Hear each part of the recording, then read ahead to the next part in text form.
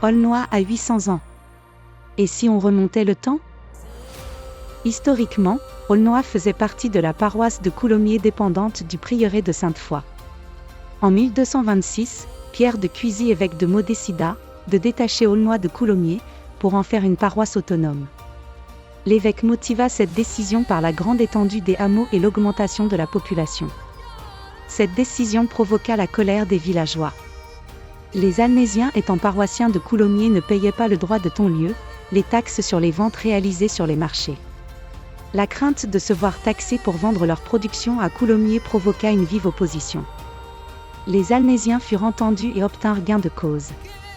Cet épisode appelé « la querelle d'Aulnois » fut relaté à maintes reprises par les historiens locaux. Le combat mené par ces villageois fit jurisprudence dans le diocèse de Meaux. En 1233, l'évêque ordonna la construction d'une église dans le centre-bourg. L'église Notre-Dame de l'Assomption trouve ses origines dans la création de la paroisse par l'évêque de Meaux, Pierre de Cuisy en 1237.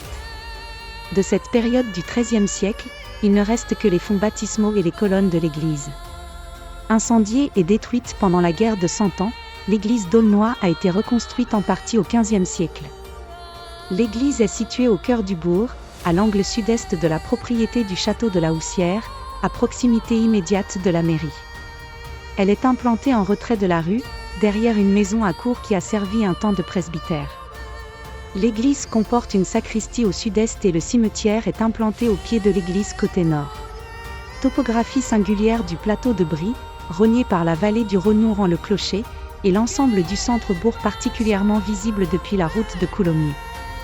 Cette vue a inspiré de nombreux peintres, photographes et écrivains, en surnommant Aulnois l'église aux deux châteaux.